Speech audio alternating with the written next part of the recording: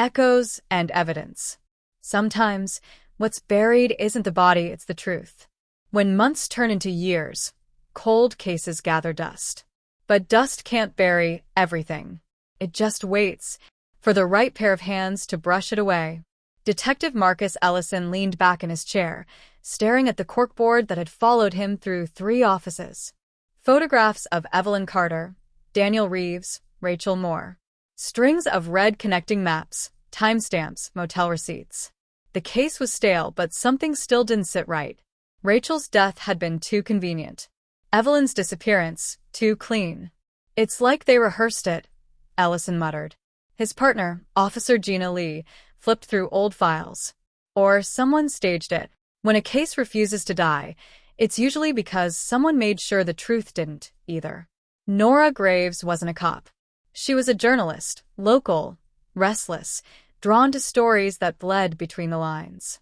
Evelyn Carter's file had haunted her since journalism school. A nurse, a patient, a love that vanished. Perfect headline. Terrible ending. She reached out to Ellison. He'd seen her name before. True crime blog Echo State. Persistent. Brave. Occasionally reckless. You think you can solve what we couldn't? Ellison asked, skeptical. Not solve. Understand. Nora smiled. You miss something. Cops chase facts. Reporters chase ghosts. Sometimes, they find each other. Papers everywhere. Pins on a map. Olympia, Portland, Boise, Helena, Omaha. She combed. Property records. Hospital employee logs. Police reports from Oregon circa 2011. She froze at one name. Mark Dorian.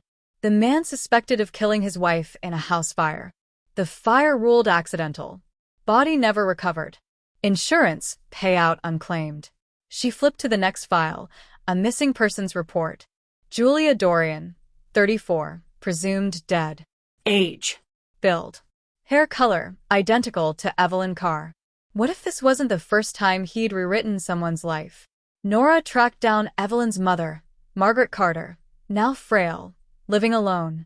Photos of Evelyn lined the walls, smiling in scrubs, choir concerts, family barbecues.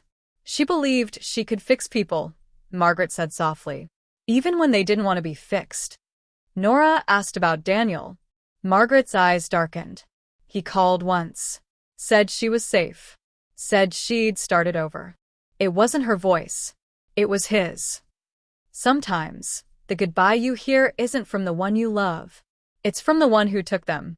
Nora took the old voicemail to Dr. Trent Wallace, a forensic audio analyst. He enhanced, slowed, filtered. Static cleared. A soft hum beneath the voice. Listen here, Wallace said. That's not a phone hum. That's a bus terminal. Background announcements. Sound like Portland.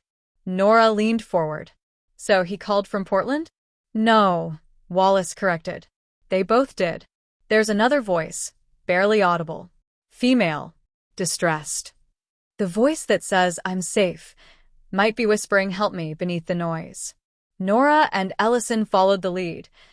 A unit leased under D. Reeves, cash payments, expired 2019.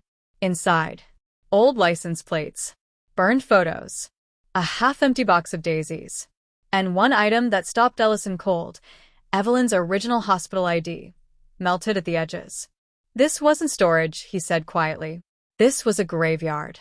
Souvenirs. Reminders. Warnings. Every killer keeps something. But this one kept stories. Nora tracked the motel where Mr. and Mrs. Reeves stayed. Owner Joan Mathers remembered the woman crying. She remembered something else too. She looked like she wanted to run. But he kept the keys. Joan handed over a guest ledger. Faded but legible. Underneath the name Reeves, a scribble, check ID. Even aliases leave initials. Even lies forget to hide their handwriting. DNA from Rachel Moore's fingernails. New tech. Old evidence. Partial male profile. Match found. Mark Dorian. Ellison slammed the report on the desk. So, he killed Rachel. Which means Evelyn knew. Nora stared at the photo board. Or Evelyn helped. When love becomes survival, Truth becomes negotiable. Another anonymous envelope. Inside. A bus ticket stub, Portland, Kansas City. A photograph, Evelyn, hair shorter, standing in front of a diner. Date on back, 2019. Typed, Phoenix. The myth of the Phoenix, rebirth through fire. But what if the ashes still remember? Nora's series, The Nurse Who Vanished, debuts. Millions stream it. Tips flood in. One caller claims to have seen Evelyn at a rehab clinic in Arizona. Another swears she works at a hospice in Texas under a new name, Ellison Size. If she's alive, why not come home? Nora answers softly, maybe home is the thing she's running from. You can bury the past, but you can't unlove someone who taught you how to disappear. Evelyn's face fades into composite sketches of Jane Does. Daniel Reeves / Mark Dorian listed among FBI fugitives. Margaret Carter lights a candle every March 3rd. Nora types her final notes. Case unresolved. Heart unburied. Evelyn Carter believed in second chances. She gave one to the wrong man. And maybe, somewhere, she's still giving him another. Because in this story, the nurse didn't just vanish. She learned how.